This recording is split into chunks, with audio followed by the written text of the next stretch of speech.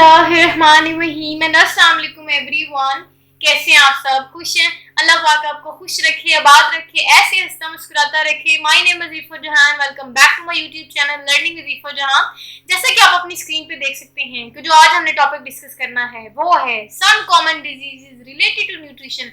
आपको पता है कि चैप्टर भी न्यूट्रिशन है। अब यहाँ मैं आपको थोड़ी खुशखबरी दे दूँ, वो ये है कि अगर हम इस टॉपिक की बात करें ना, ये हमारा लास्ट टॉपिक है। इसके बाद हमारा ये चैप्टर अल्हम्दुलिल्लाह इख्तिताम पजीर हो जाएगा। थोड़ा लेंथी चैप्टर था लेकिन खत्म हो ही गया। ये जो है वो हमारा लास्ट टॉपिक है। लेकिन लेकिन लेकिन रुके रुके रुके, यहाँ खुश होने की इतनी जरूरत नहीं है। वो ये कि हमने ना कुछ कॉमन डिजीजेस डिस्कस करनी है, लेकिन हम एक एक करके अपने लेक्चर में उसको डिस्कस करेंगे, ठीक है।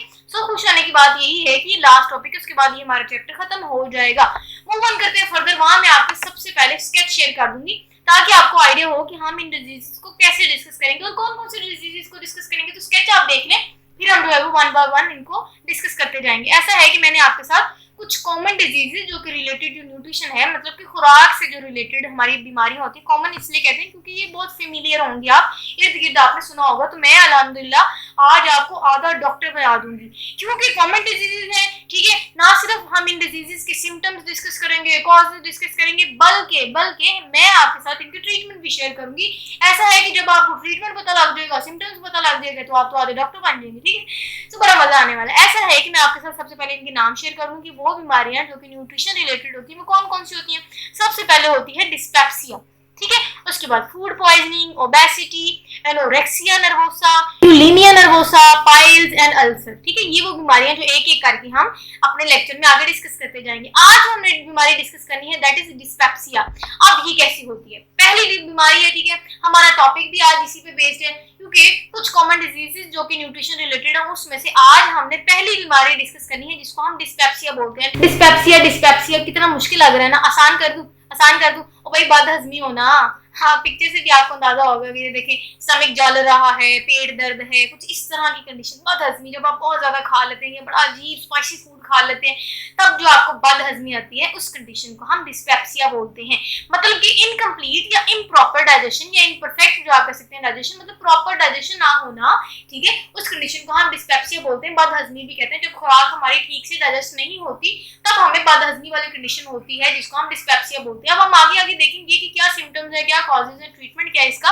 सबसे पहले ये समझिए कि ये इटसेल्फ बीमारी नहीं होती, ठीक है। Itself it's not a disease, but हाँ ये बाकी डिजीजेस का सिम्टम जरूर होता है। मतलब ये जो बीमारी जिसको हम डिस्पेप्सिया बोल रहे हैं, ये बाकी डिजीजेस का एक सिम्टम हो सकता है जिसको हम डिस्पेप्सिया बोलते हैं।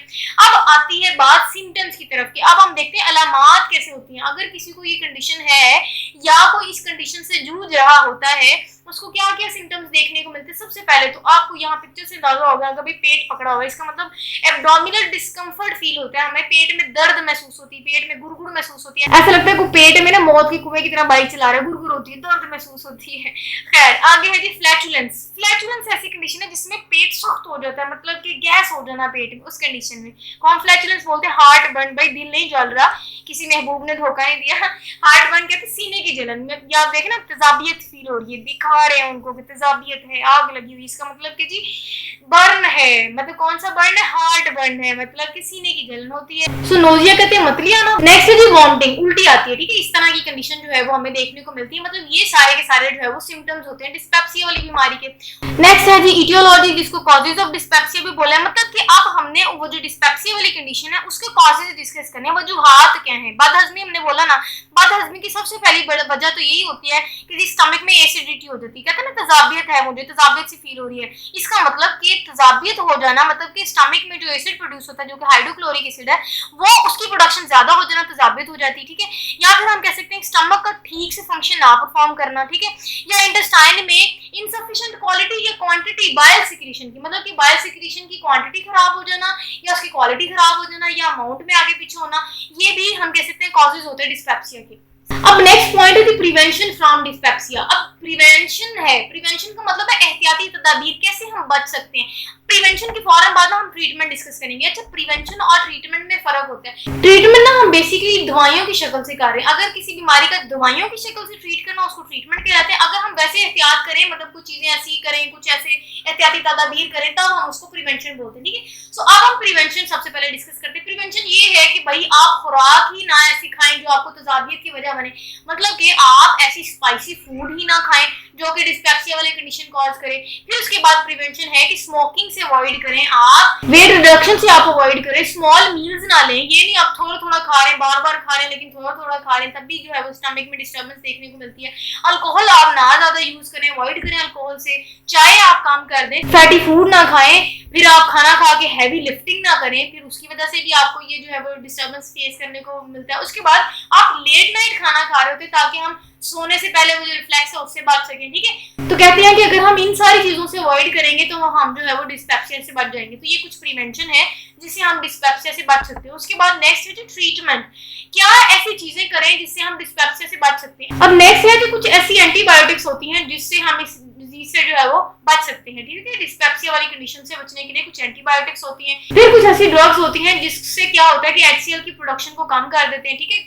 HCl क्या है, बेसिकली ये स्टमक का वो तलाब है जिसको हम बोलते हैं एसिड, जिसकी वजह से एसिडिटी ज्यादा होती है। तो हम कहते हैं कि हम उसकी अमाउंट को कम कर दें, कुछ ऐसी ड्रग्स लें, ठीक है। अब कौन सी ऐसी ड्रग्स हैं जो HCl की अमाउंट को कम करते हैं, वो है जी सैमेटिडीन, ठीक है। फिर उसके बाद स्टॉप NSAID जिसको लिखा हुआ है, इसका फुल फॉर्म है non steroidal anti inflammatory drugs, ठीक है। जैसा कि स्पेसिफिकली उन्होंने आगे हमें एग्जांपल लिया एस्पिरिन, ठीक है। जब हम ये मेडिसिन यूज करेंगे तो हम इस बीमारी से ट्रीट कर सकते हैं। तो ये तमाम डिटेल थी आज की इस कंडीशन रिलेटेड। आई होप आपको बहुत अच्छे से समझ आई होगी आज की डिजीज। नेक्स्ट जो है वो इंशाल्लाह फूड पॉइजनिंग डिस्कस करेंगे। टिल देन अपना बहुत सारा अपने ख्याल रखना है, ठीक है। आपने कमेंट में कुछ भी पूछना हो तो आप बिला झिझक पूछिएगा। अगर वीडियो आपको पसंद आई, समझ आई, तो आप मुझे फीडबैक से जरूर आगाह कीजिएगा। चैनल को सब्सक्राइब कर दें, बेल आइकन को प्रेस कर दें। नेक्स्ट वीडियो तक stay connected and Allah Hafiz.